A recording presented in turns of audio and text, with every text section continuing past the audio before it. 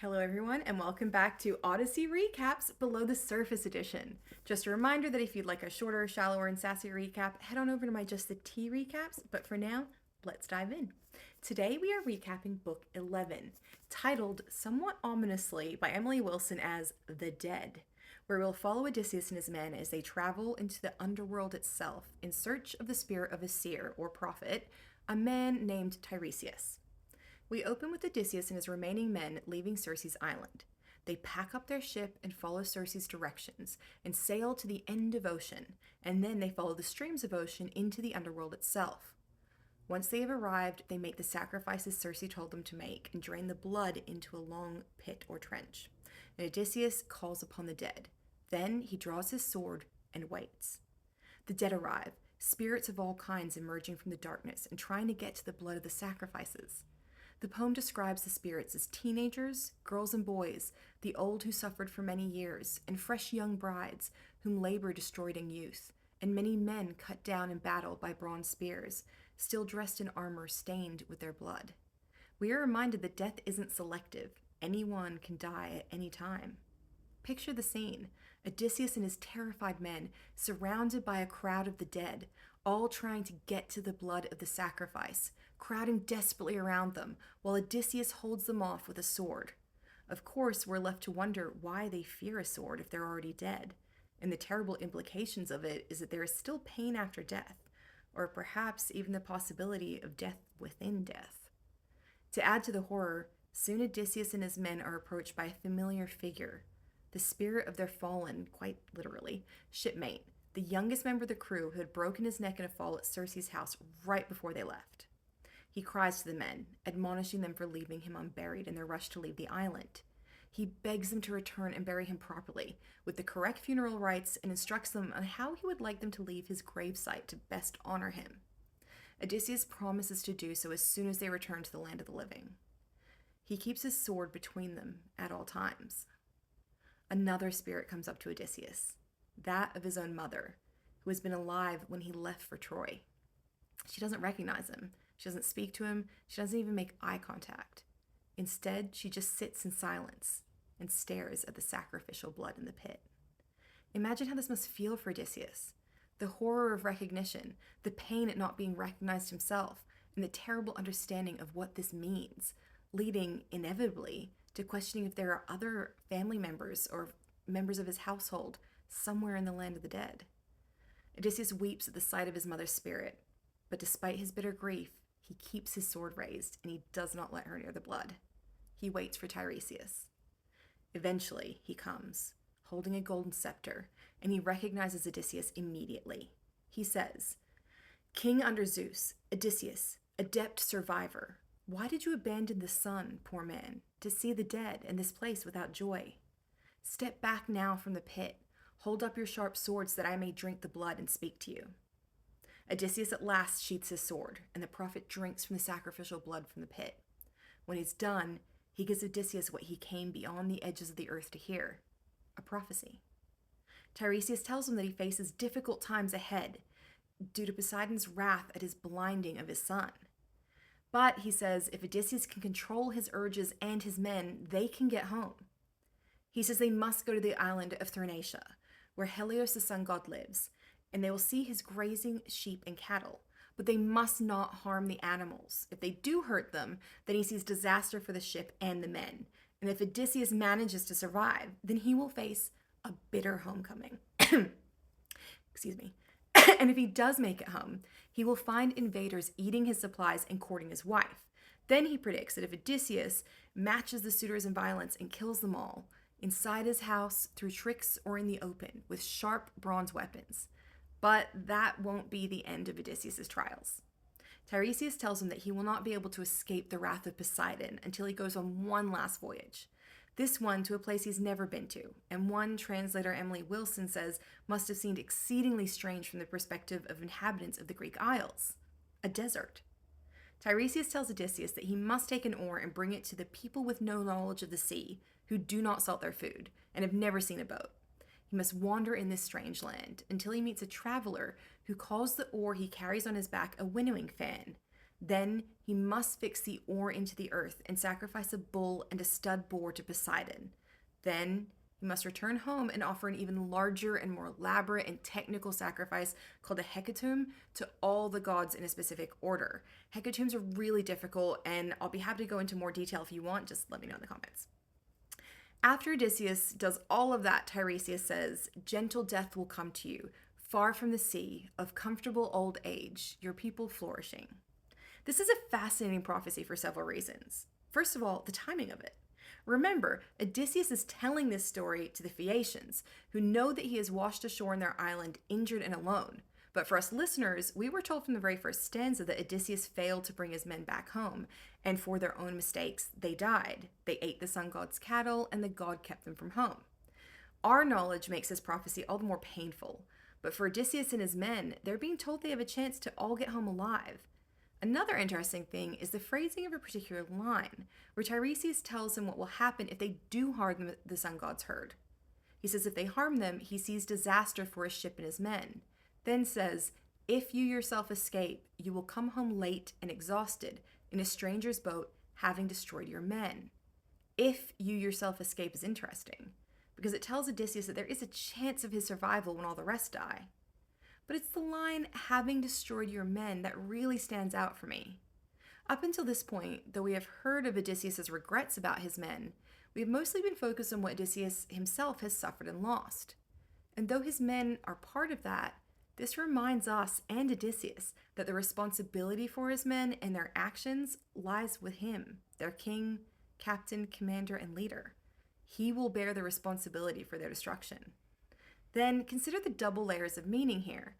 On the surface, picture the moment. Odysseus and his men are standing there, surrounded by ghosts, as a dead prophet tells them that Odysseus may lead them to disaster, which, following on the heels of his boast to Polyphemus and miscalculations with the Laestrygonians, seems highly possible. He's already been challenged by a crew member, Eurylochus, on Circe's island, and now, surrounded by the dead, including one dead crew member, they're being told that he could lead those who remain into ruin and death as well. But if we pull back another layer, we are reminded that we aren't hearing this from Tiresias.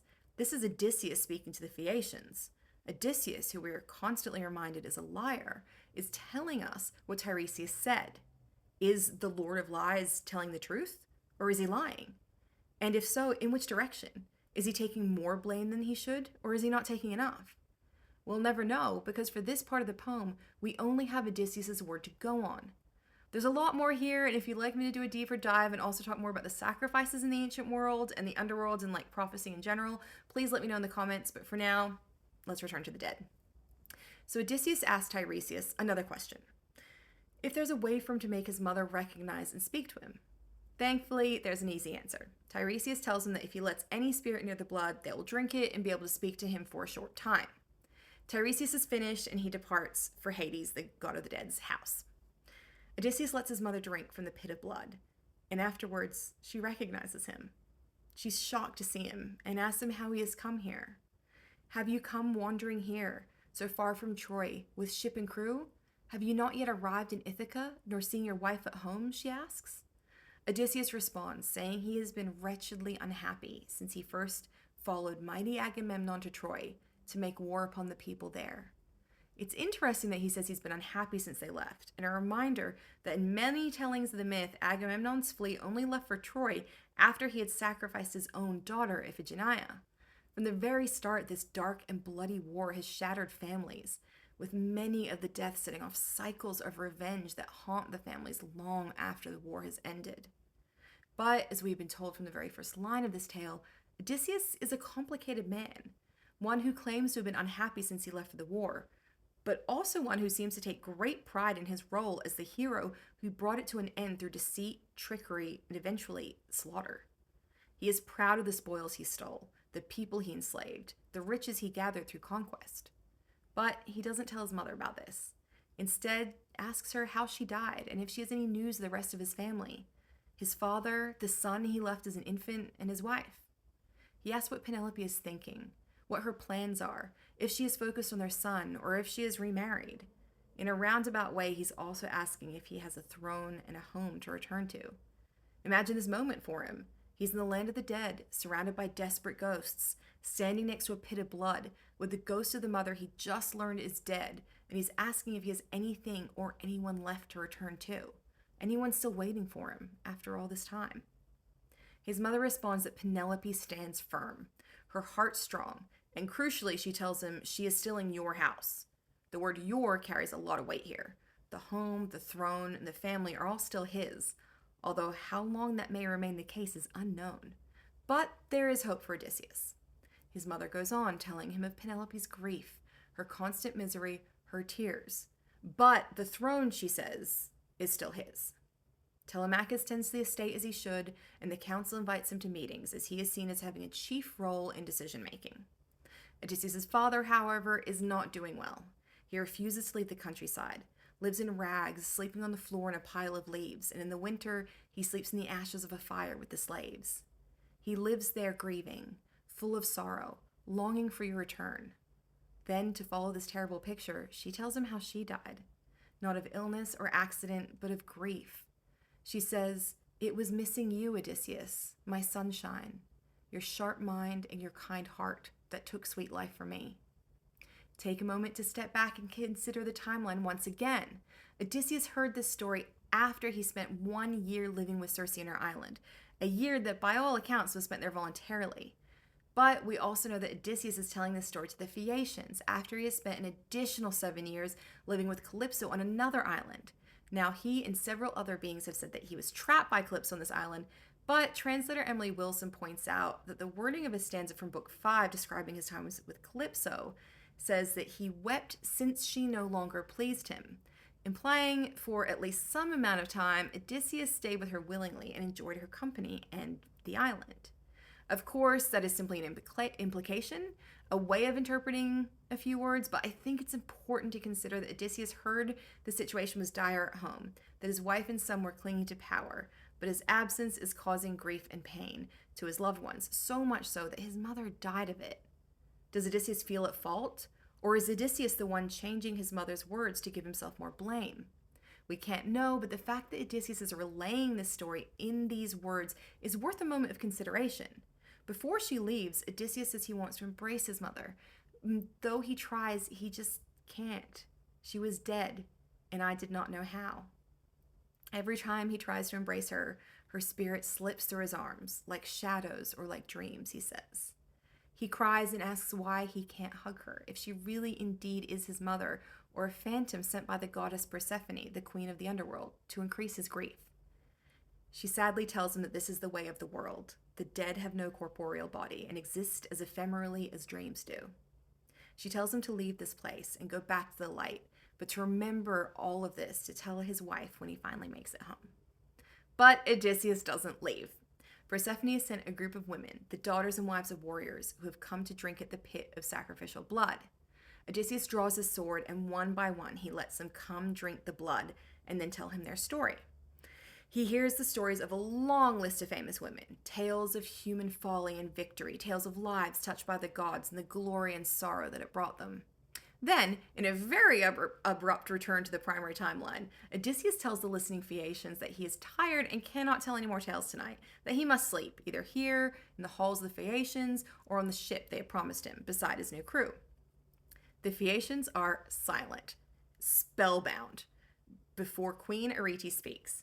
She praises Odysseus and asks the gathered lords to be sure to be generous with their gifts to him, both to please the gods and to help a hero who has lost so much. The king agrees with her, but says he won't hold Odysseus, but that he does ask that he stay at least until morning so that they can give him gifts to take home. Odysseus is careful in his reply. He tells the king that if he asked him to stay for a year before he could have the gifts, he would do so happily, because his return to Ithaca would be much smoother and more welcome if he returns with his hands full of treasure. And he's right.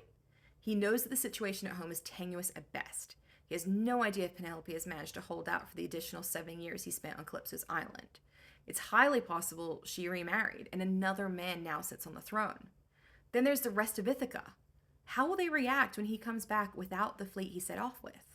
How will the families of the men he lost act when they see him return alone without any of their sons, husbands, or brothers? Coming back with a ship of treasure even if it's just the one and not treasure bathed in the glory and blood of the Trojan War, is far better strategy than coming back empty-handed. Another year would be well worth the price. And this is such an excellent example of Odysseus' famous cunning. The story he told about the ghost of his mother and her evocative words about the grief and desperation of the family he left behind has subtly and skillfully underlined his need for assistance and a swift return. True or not, his words have worked upon his audience perfectly, and although he washed up on this island naked and bedraggled, he might be leaving clothed in the robes of kings with a magical ship full of treasure. For all his faults, it's clear that Odysseus' heroic reputation is well deserved. The king responds, saying, "Odysseus, the earth sustains all different kinds of people. Many are cheats and thieves, who fashion lies out of thin air. But when I look at you, I know you are not in that category. Your story has both grace and wisdom in it. You sound like a skillful poet, telling the suffering of all the Greeks, including what you endured yourself." But, of course, we know that Odysseus does indeed fashion lies out of thin air. He is the lord of lies, and his ability for deceit is said to be one of his greatest weapons, which only reinforces the skill with which Odysseus has handled this situation. Because aren't the very best liars the ones we think would never lie at all? And the suffering of the Greeks is the perfect topic for men desperate for donations. After all, if he and the Greeks won, then they must be blessed by the gods. And if Odysseus is blessed by the gods, surely Zeus would want them to be extra generous to this blessed guest friend. The king asked for more tales, for Odysseus to finish telling them what happened. He stopped in the middle of his tale, and the king says that they'll stay up all night listening if he'll just keep telling them this story. Odysseus acquiesces and tells of all the great Greek heroes he met and spoke to in the land of the dead. He even wandered a little into further deeper into the underworld, and he saw the punishments of mythological figures such as Tantalus and Sisyphus. And if anyone wants to hear more about what he saw, who he spoke to, and how they fit in to the mythology, let me know in the comments. It's fantastic, but it's a lot. It's a very packed chapter. But for now, I'm just going to focus on one very small part of a conversation Odysseus had with Agamemnon, king of Mycenae, brother of King Menelaus. The main thing Odysseus and Agamemnon talked about is what happened when Agamemnon returned home. His wife and her lover murdered him pretty much as soon as he arrived. Agamemnon places all the blame on his wife Clytemnestra, twin sister of Helen, and he warns Odysseus to be careful of women, even his own wife. But he says that Penelope won't kill him. She's too sensible and was so young when Odysseus left her for war. But even so, he advises Odysseus to be careful when he returns home. He says, "When you arrive in your own land, do not anchor your ships in full view. Move in secret. There is no trusting women any longer." Which is a bit rich coming from a man that murdered his own daughter as a sacrifice for the gods so he could get to Troy quicker to start killing Trojans faster, but alright.